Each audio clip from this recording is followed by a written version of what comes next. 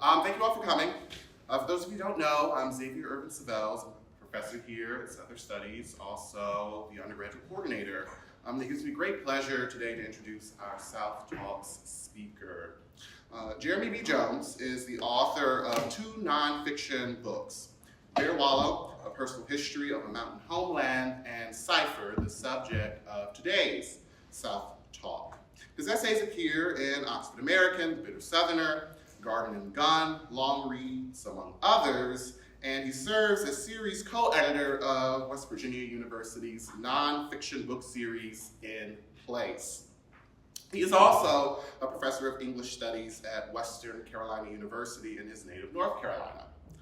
Folks, I've read this entire book, and let me tell you, Cipher is a page turner. I've been saying that for 2 weeks, and I truly do mean that, so I'm super pumped for this talk. If you don't know about it, let me tell you real fast. It's about a Carolina farmer and teacher named William Thomas Prestwood's life from about 1808 to 1859, the secret code that he wrote it in his diary, and his great-great-great-great-grandson, our speaker today, who tries to make sense of his ancestor's life. Again, it's a page turner, so if you haven't already, go outside and buy that book.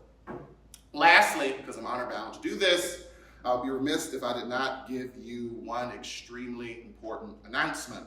Our next South Talk will be on Tuesday, October 21st at 5:30 p.m. right here in this room, if I'm not mistaken. It will be the 10th anniversary of Sarah Fest in partnership with the Sarah Eisen Center. Visual artist, musician, and 2025 Sarah Fest artist in residence, John Langford, and master printer, Jim Sheridan, will be in conversation about their individual artwork and collaborations together. So that's it for me, but let's give a warm welcome to today's South Talk speaker, Professor Jim.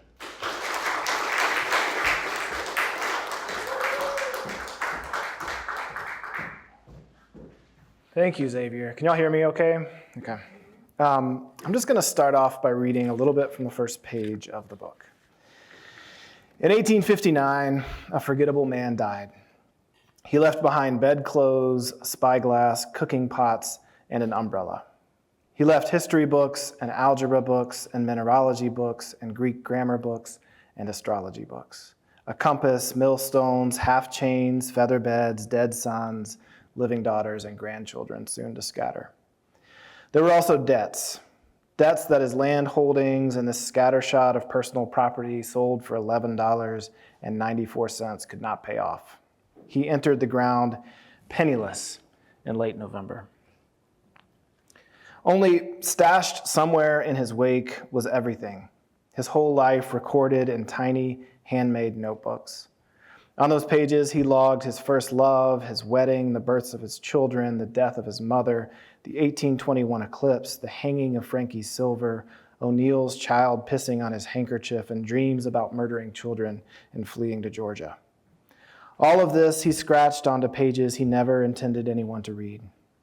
He concealed each entry in an invented cipher so that when he left this earth, his coded pages would be tossed away, forgotten, and turned to ash. But someone picked them up, or someone neglected to throw them out with the unwanted grammar books. Somehow, either by accident or providence, the hand-sewn notebooks survived the Civil War, Reconstruction, the Depression, 2 world wars, rain, snow, sleet. Over 100 years after the man himself faded away, his pages resurfaced in a sagging house more than 100 miles from his body and his debts and descendants. That house had been abandoned, but stacked up somewhere inside were 50 years worth of symbols waiting to be cracked open. So about 10 years ago, my first book was on its way out, and the publisher said, hey, can we stick some old family photographs in the book? That book's called Bear Wallow. I wanted to give it the subtitle, A Memoir of Place, but nobody else did. They told me that was a terrible idea. But in my mind, it's a book that's very much about place and family, and so it made sense to find some old family photographs. I was living in Charleston, South Carolina at the time, so I drove back to my parents' house, took the trail through the woods down to my grandma's house, and asked her for old pictures. And I don't know about your grandma, but mine dumped everything into a giant box And so she sort of like hefted the box out, put it on the table. I sat down. She stood over my shoulder. She had a walker by this point that she called her husband. So she like leaned on her husband and helped me identify all the people in the photographs that I was sort of pulling out. At some stage, she reached in past me and like fished out this old newspaper clipping. And I didn't think a lot about it. There were a lot of newspaper clippings in there, like my dad's sports write-ups and all these things are in this box. So she's reading this article. I'm sorting photos. And at some point, she sticks it in my face and says, "Look here." And so I read the article. And this is what it looks like. The title said, "Secret Journals Yield Honest Pictures of WNC." So I set out to read a little bit of the story that I kind of alluded to in that first page of the book. And the short version of that story is that in 1975, in a house in Wadesboro, which is on the eastern side of North Carolina, some diaries had been discovered. The house had been empty for 6 years. The woman who lived there had passed away. The house was becoming an eyesore. The city decided it was time to tear it down, so they had kind of pushed all of her stuff onto the curb. Somebody came by, though, and was sort of sifting through her things, and they found these 27 handmade, hand-sewn notebooks in the piles of stuff. They looked like this. He could tell that they were old. I mean, some of them were about this size, some were a little smaller. But inside, he had no idea what was happening. It looked sort of like hieroglyphics, you know? He sort of opened them up, had no idea what they were.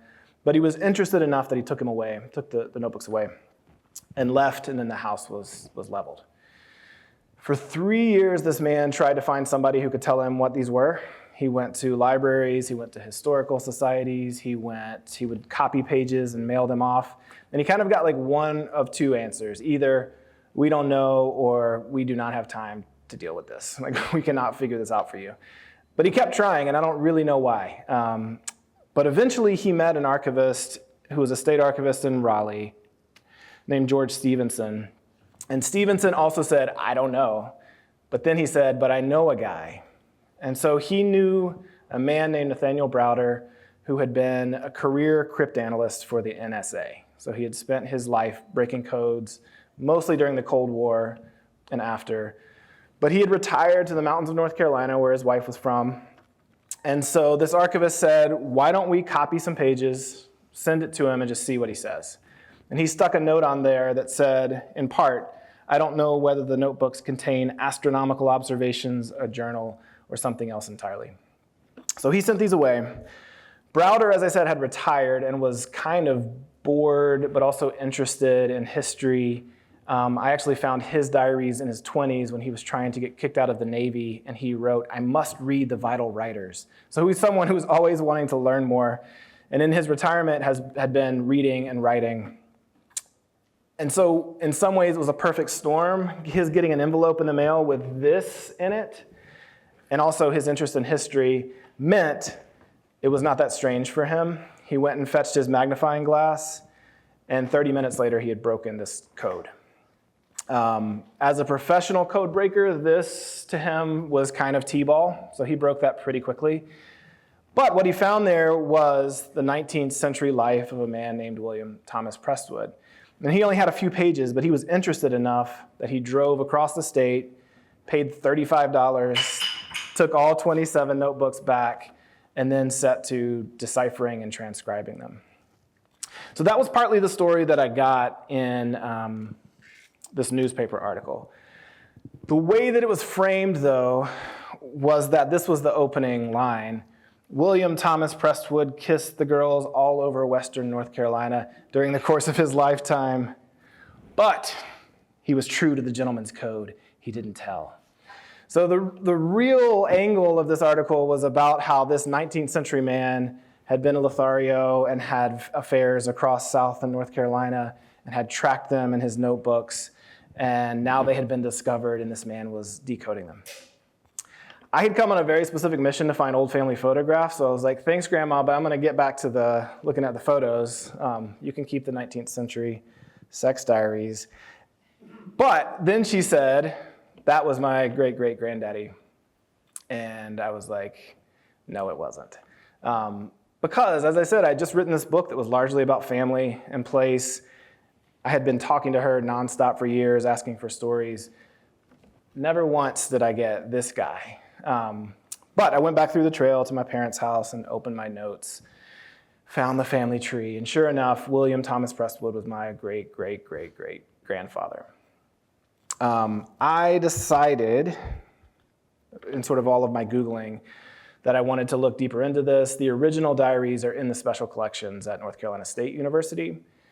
But Browder, the code breaker, had printed 75 transcriptions of his decoded diaries, sent them to libraries, sent a few out into the world to other people, and I found one on Amazon that someone was selling for $79.99, and I ordered it.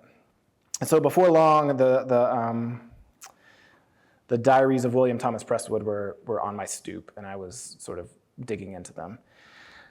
I'll be real honest with you, though. The through line of the newspaper article was kind of my interest at first, too, so I was mostly just kind of flipping through them, looking for dirty words. You know, it was kind of just like a magazine in a waiting room for me for a while, because I thought it was a curiosity. It was something to just sort of like passively, engage with.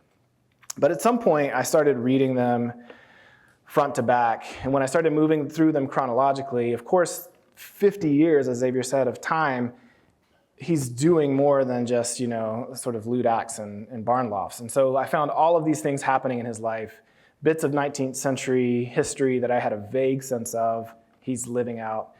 So I found in the diaries not only much more to be interested in, but also a three-dimensional man started taking shape. The more that I was sort of digging through, the more that he was becoming a flesh and blood man. And so he is a lot of things. He is a surveyor, he's a gold miner, he's also a fiddler. And so in his diaries, he plays the fiddle a lot. He plays it to court women, but it's also a very social activity. He's playing at dances. And I play old-time banjo. And one of the things that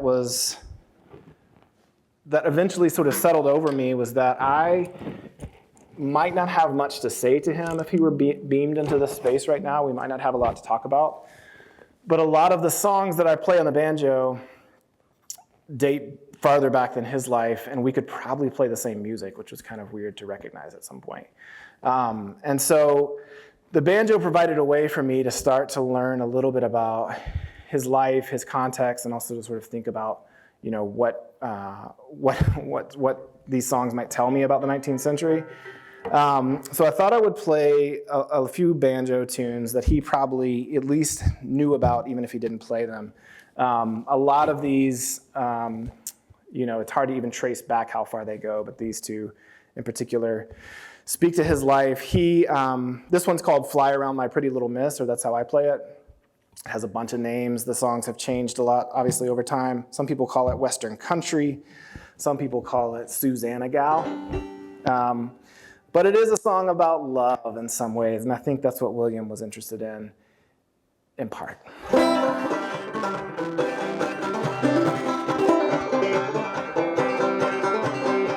Fly around my pretty little miss, fly around my daisy, fly around my pretty little miss, you almost drive me crazy.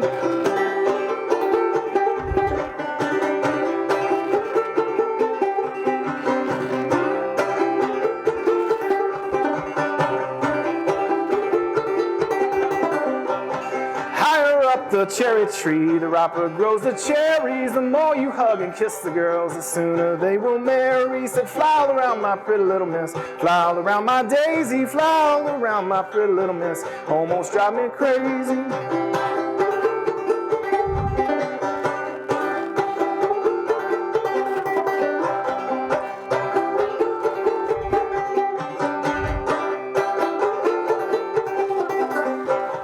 Coffee grows on white oak trees, the river flows with brandy. If I had my pretty little miss, I'd feed her sugar candy. Fly all around my pretty little miss, fly all around my daisy, fly all around my pretty little miss, almost drive me crazy.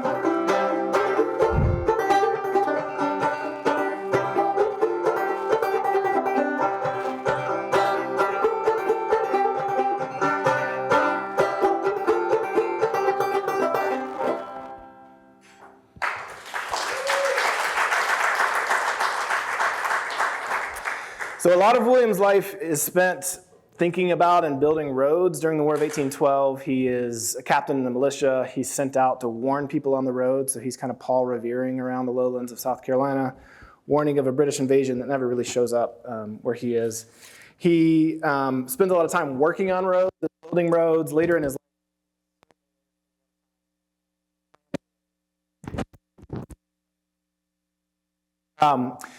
so this is a song called Road. A lot of 19th century roads were probably plank roads for a portion of that time. It really has nothing to do with roads, though. It is a song about drinking, and one of my favorite entries in his diaries, and this is the whole day's entry, he writes, "Plowed, most drunk." So that's the highlight of that day. This song has a thesis to it, and that is if you drink too much, you will wind up in prison or married. Those are the two outcomes.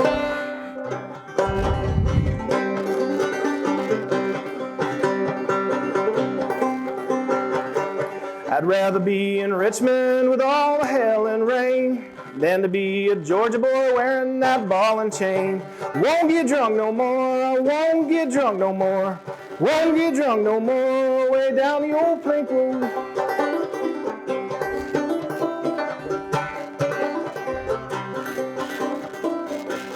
I went down to Mobile to get on the gravel train. Very next thing they heard of me, I was wearing that ball and chain. Won't get drunk no more, won't get drunk no more. Won't get drunk no more, way down the old plank road.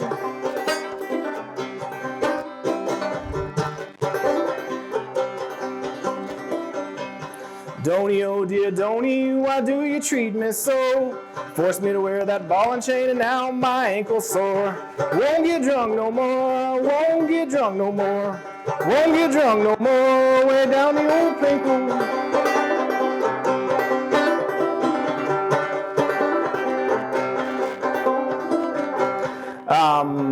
Because these songs have been around for a long time, sometimes they have like 19 verses.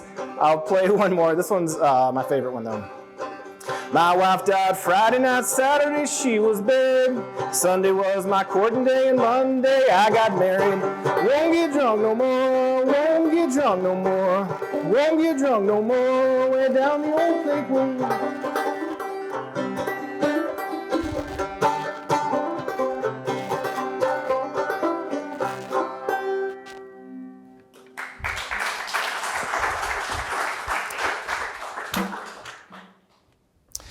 So William keeps these diaries from 1808 to 1859. He early on is a young man. He's in his 20s. And part of the book is kind of a biography. So I do try to recreate his life and retell his life from entries with such depth as Plowed, Most Drunk. And then the other part of the book is kind of about my life, and so I want to kind of give two pieces here. I'm just going to read 1808, which is really the first entry in his diary, so you can kind of see where he is and where his concerns are. Prestwood spends much of the vernal equinox of 1808 pulling a cow from a bog. He is 20 and has decided it's time to make something of his life. All across Darlington County, South Carolina, seeds are finding purchase, the air heavy and wet, and perhaps William has been imagining these fields turning green in a matter of weeks, thinking about his grandfather's ever-dividing land, about his own drunk father, about the thinness of human life, thinking about nothing changing or everything changing.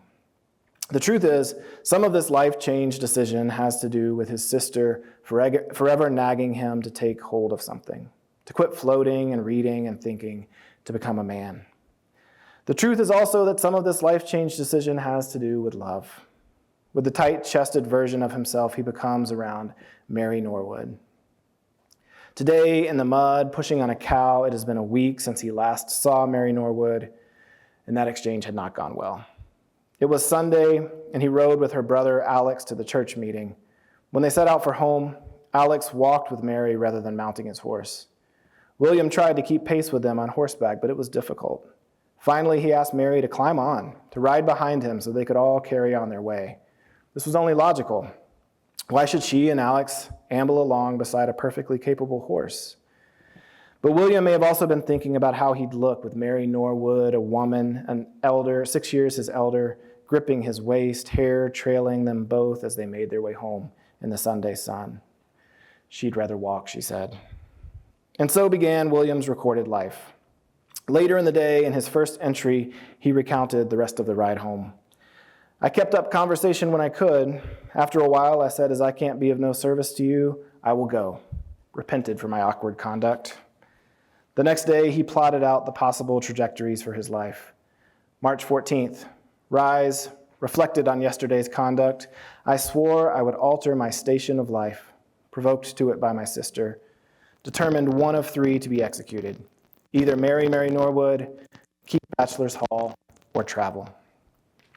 3 possible futures scribbled in ink: teach, travel, or take the hand of Mary Norwood. Pull her up onto his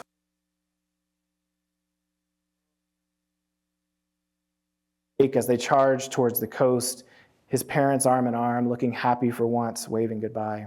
Of course he chooses Mary.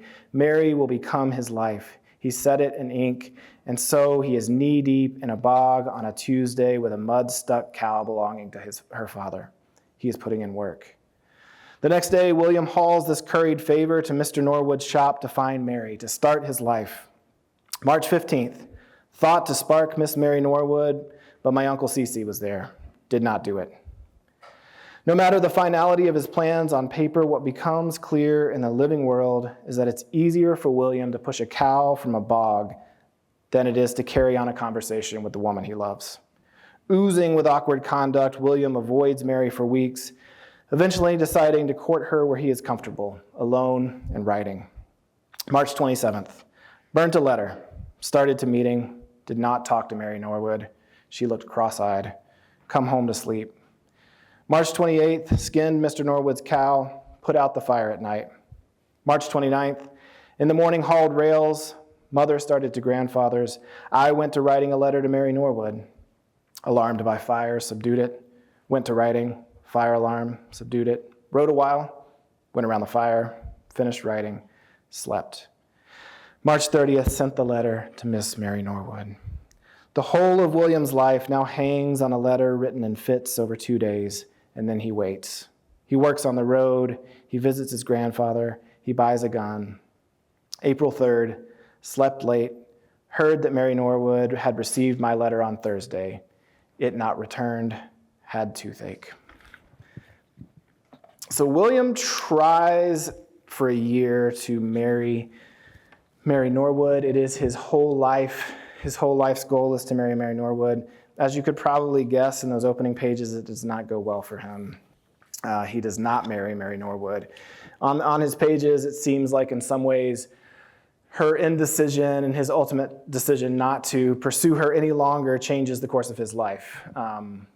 He sows a lot of wild oats after that, but he also decides to become a teacher, to do other things. And so that becomes a kind of pinpoint to change who he is.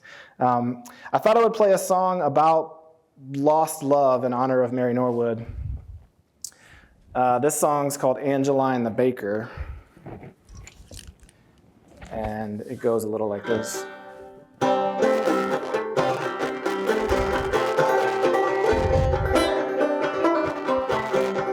Angeline the Baker, age of 43, fed her sugar candy, but she won't marry me. Angeline the Baker, Angeline I know, should have married Angeline 20 years ago.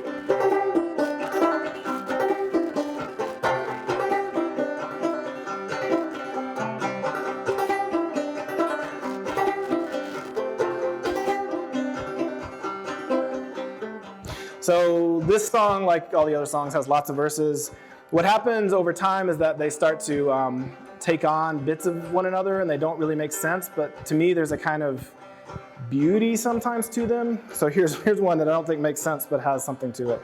It goes, I bought Angeline a brand new dress. It was neither black nor brown. It was the color of a stormy sky before the rain comes down. That's nice, right? How about this one?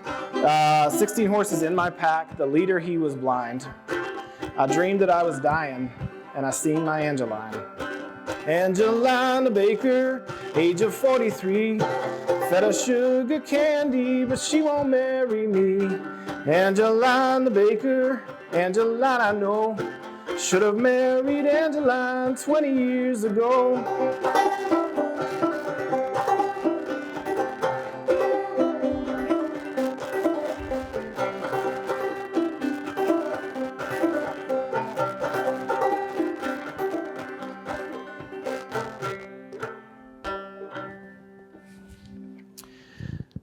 So if you know anything about the banjo, and I suspect this is the room that probably does, it's a complicated instrument. When I first started playing, I went to the library and I checked out this book called America's Instrument. And it made the argument that the banjo was the first instrument wholly created in America. And that was wrong, of course, but in a weird way also kind of right. And so the banjo's history traces its roots back to Africa. It was a lute with 4 strings that kind of came over on slave ships. And so its history and then its shape ultimately has been framed by enslavement, by minstrel shows, by sort of people being pushed and pulled around to take this form that it takes today. It's a weird instrument though, right? It's got like skin, it's like percussive, but then it has this like half string. And so in a way, it's made up of all this sort of beauty and terror that is American history. And in the banjo, I've started learning a lot more about the place that I'm from. And in some ways that does make it, I feel like, an American instrument, right? It has to deal, you can't play the banjo and enjoy it without dealing with the history of slavery. Like those things are wrapped together, literally, in the instrument. And so the banjo provided me, the more that I started digging into William's life, thinking about the tunes he was playing, thinking about how they've changed since then, a kind of history lesson. And so this song, Angeline the Baker, that I just played for you, is, in its current form, like I said, a song about loss of a potential love, should have married Angeline 20 years ago. The earliest recorded version, the earliest recorded lyrics are from 1850, though. And the original song was really a song about an enslaved woman who had been sold away. And so the speaker of the song is singing about the loss of Angelina Baker. So it was not Angeline the Baker, it was Angelina Baker. In those first lyrics, the chorus went something like this. Angelina Baker, Angelina's gone. She left me here to weep a tear and beat on the old jawbone. So the temptation of this project for me, and I'll admit that I stepped into it pretty soundly at first, was to pick up my ancestor and to put him in like a good box or a bad box. I wanted him to be somebody who was beyond his time or just terrible so that I could write him off. And of course, most people are more complicated than that. The banjo is more complicated than that. American history is more complicated than that. And it sort of forced me to step into his life and deal with it for better or worse. And so that happens in a lot of ways in the book, and it goes on for a while, so I can't dig into all those today. But I thought with the last bit of time, I would just talk a little bit about how his book made me think a little differently about land and place. As I sort of alluded to early on, I'm from Western North Carolina. My family has been there for a long time. This house here is William's grandson's house, so the diarist's grandson, Asbury Prestwood. He moved into it with his wife and kids in 1906, and it is just down the hill from the house that I grew up in. So I was sitting on that porch just a few days ago. And this land shaped me in some really, it took me into adulthood to realize how shaped I had been by this piece of land. When I first received the diaries in the mail, when they showed up on my stoop, we didn't know yet, but my wife was pregnant with our first kid. And so when I started reading them in earnest, I was reading them in this like weird sleep-deprived haze and holding my like slightly premature screaming baby. So I was not in my right mind. Like I'll put that up out front, and I was thinking big existential questions. But receiving these diaries, reading about this 19th century man, holding my child and thinking about the future, did this kind of thing where I was thinking about inheritance and legacy in kind of two ways. Like what did I get from this 19th century man, but what am I passing on? Like what's coming next? One of the things I was thinking a lot about was this this piece of land. We were living at the time in Charleston, and it was a sweet little life, but I started realizing my kid would not go into the woods like I had gone into the woods. He would not be able to just like barge into his aunt's house and with a bloody nose and ask for help. That was not the life that we had built. And I realized, of course, when I like slept a little bit more, that my childhood memories were sort of a myth. I mean, those things were true, but also like I got in fights with my cousins and played Nintendo, and I'm not nostalgic about all of that as much. But it did make me think a little bit about how places were shaping me and how I wish they could shape my kids.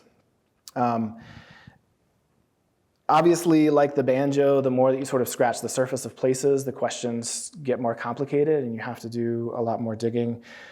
Two of the things that started happening when I dug into William's diaries, if any of you, I mean, are any of you genealogists or do Ancestry.com in a sort of passive way? Yeah, I see a lot of the...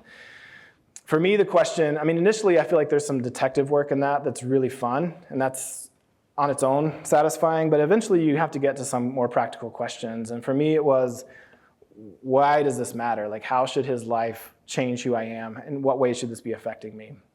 And ultimately, I sort of landed on two things that I was thinking about with this project. And one was, and again, I was not sleeping, so this is gonna seem very obvious, but every decision he makes on his pages ultimately shaped who I am, right? He gives up on Mary Norwood and ultimately marries a woman named Celia 10 years later.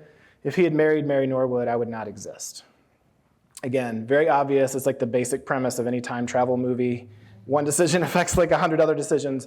But in a weird way, it made me sort of, it put some personal stakes into his diaries because I was realizing everything he did, in some ways, came to me, and then I have to decide what to do with that. The other thing I started thinking about was, because these diaries were in code, I was thinking about codes a lot and DNA, and I started trying to hold up his life like a kind of key to a code, like a cipher, and imagine what it would show me about the world around me. So if I read the 21st century, or if I read my life through his 19th century life, what does that reveal to me? And so those two things kind of come up in my thinking about this place and thinking about land. In 1827, William is commissioned to go and make the first survey of what is now Macon County, North Carolina. Until a few years before that time, it had been Cherokee land. By 1827, the Cherokee had been pushed further west, and so he was supposed to go in and draw the boundaries and prepare it essentially for European settlement. If you don't know about Macon County, its county seat now is Franklin, but before that it was Niquosi, which was the mother town of the Cherokee in North Carolina. So this was the seat of power. And he's sent in to kind of like chop it up. 10 years later, he writes this in his diaries. And if you decode it, it says this: start army. So that's not super clarifying, not a lot to unpack there. If you tracked the date here, though, you may have some idea about what he was doing in the Army in 1838. By doing some research and relying on colleagues in history and Cherokee studies, I managed to track William as he marches west and spends 2 weeks essentially rounding up Cherokee people to put in internment camps before the Trail of Tears. That history, even that particular moment, is much more complicated than the good and bad boxes that I wanted to put people in. I think what it made me realize was that I did have personal stakes in the sort of pushing west of Cherokee people, the ultimate, deaths of so many indigenous people, because my family had a hand in it, but also so many people were wrapped up into these things by doing what they were expected to do. There was a commanding officer named John Gray Bynum in Western North Carolina, whose letters I found writing back to the higher-ups once he went west and was among the Cherokee, saying, we shouldn't be doing this, essentially. Like, these are good people. They will become American citizens if we offer them the chance. Like, there's no reason for us to do this. So I think recognizing that there were people with those reservations who still put people in internment camps, right, made me sort of grapple with the place that I'm in, Western North Carolina. Also, my family's been there for 200 years, which feels like a very long time. Last year, they built a new science building on my campus in Western Carolina. And as the archaeologists were in the dirt before the building went up, they're pulling things out from like the 10th century. So my sense of like 200 years obviously feels tiny and kind of inconsequential. So digging around in this particular part of William's life made me think a lot about what it means to be in a place and of a place and what I owe that place. The other thing that he writes in 1808 that I think really has shaped my sense of place is this, and it's a decision he made, and it's one of the decisions that he makes that I see trace immediately to me, and that is that he sold his land. So William was born into a planter class in the lowlands of South Carolina. He had before him wealth, land. He was expected to inherit that land, expected to inherit enslaved people to work that land. And for some reason at 20, he sold it, and then he ultimately moved into the mountains and became a teacher. That decision obviously changes my life because my family's been in the mountains ever since, but there are so many other implications that I am sort of attached to, but also have made me start thinking about land and everything that's under the soil. So I wanted to read one final section, and then maybe we can chat for a bit. When I went to Darlington County, where he was born and raised, and just kind of thinking about what it means to be in a place, but also to think about everything that's come before you and everything that's still in the soil of that place. Thinking a lot about the banjo, too, and how you have to have all of the history in order to enjoy the thing that comes. One summer, I drove the back roads through the part of the world that raised William. What I knew of Darlington County, South Carolina, I knew from the interstate. It was a crossroad sending van loads of people another 100 miles or so to the airbrush strip of Myrtle Beach, or onto I-95 to run to Florida or out of the South. And of course, there was racing. I'd never watched a NASCAR race start to finish, but I'd sat through enough screenings of Days of Thunder in high school shop classes for Darlington to mean raceway. I knew Darlington as a place for speed, a place to push past. But beyond the interstate and NASCAR lights and forever spreading fast food stops, I found miles of irrigation machinery and cotton and corn. The land opened and it kept going. The wide fields seemed to slow everything down, and I took my time alone on the straight road under the afternoon light. It was beautiful. I recognized this immediately, but it bore little in common with the place that I come from. My South was one of tangled up roads and trailers hanging on the sides of mountains and tiny fields cut out of any flat stretch of land. The South on a road in Darlington County was a place of land rolled out forever. Every few miles, a big old house appeared out of nowhere, dwarfing the mobile homes and conjuring Gone with the Wind. Each one tempted me to pull over and peek in windows, but I didn't. Most were occupied, but time-worn. The wraparound porches sagged, the paint chipped, the gabled chimneys crumbled. I have a thing for old houses.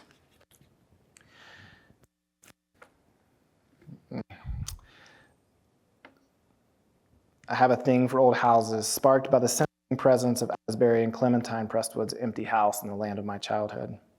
But it didn't take long for the eeriness of each beautiful rundown structure to settle over me like a storm. Each house loomed, ominous amid the rolling land, and I could only think of the bodies in the ground. I knew the houses were beautiful only because of stolen lives. I saw each place in a time-looped image, men on those porches 200 years ago, forcing enslaved bodies to work that soil to death. Is there any escaping that haunting? I imagined what it would be like to inherit, to live in one of these grand houses on this postcard pretty land today, coming down the staircase every morning to sunlight, caught up in those tall windows, but knowing with every step that the boards holding me up were cut by bone and blood. The worst kind of evil is always beautiful. As I drove, I thought of William and this world offered up to him at age 20. I didn't know why he sold his land in 1808, why he let loose of the power and money planted in the ground, why his mother encouraged him to do so. I knew what I wanted the truth to be. I wanted the truth to be that he wanted nothing to do with the evils of slavery, that he wanted to make an honest living. I wanted the truth to be that I was descended of a man strong enough to build a simple life when the whole dirty kingdom awaited him. But maybe he simply had no business sense. Maybe he was too flighty to handle the responsibility. Maybe he only wanted a quick payday to convince Mary Norwood to make a life with him. Maybe he had allergies. His pages wouldn't tell me. But as a man forever shaped by the land of my people, I was grateful William let his go. And that June 16th sail changed William's life and mine. Is a song. There are so many songs in the sort of Appalachian songbook about coming and going, especially at the turn of the century when the railroad's coming in. The railroad is not only bringing lots of things into the mountains, but it's taking a lot of people away. People are looking for work, and so they're leaving for mill jobs, and so there's a lot of movement and a lot of music about missing the place that people are from. So this is a song that was important to me as I was thinking about my place, thinking about William coming into the mountains. It's also a very simple song, so you should be able to figure it out. The chorus is pretty repetitive. You should be able to figure it out, and then maybe we can sing it together. If you don't know, the thing they say about the banjo is you spend half the time tuning it and half the time playing out of tune.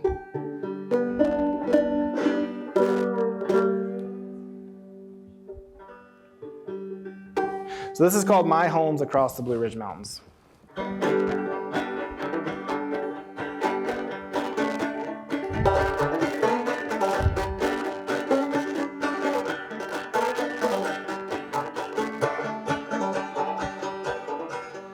My home's across the Blue Ridge Mountains. My home's across the Blue Ridge Mountains. My home's across the Blue Ridge Mountains. And I never expect to see you anymore. How can I keep from crying? How can I keep from crying? How can I keep from crying when I never expect to see you anymore? My home's across the Blue Ridge Mountains. My home's across the Blue Ridge Mountains. My home's across the Blue Ridge Mountains, and I never expect to see you anymore. I'm going back to North Carolina. I'm going back to North Carolina. I'm going back to North Carolina, and I never expect to see you anymore. All right, everybody, are you ready? My home's across the Blue Ridge Mountains. My home's across the Blue Ridge Mountains. My home's across the Blue Ridge Mountains, and I never expect to see you anymore. Good singing, yeah.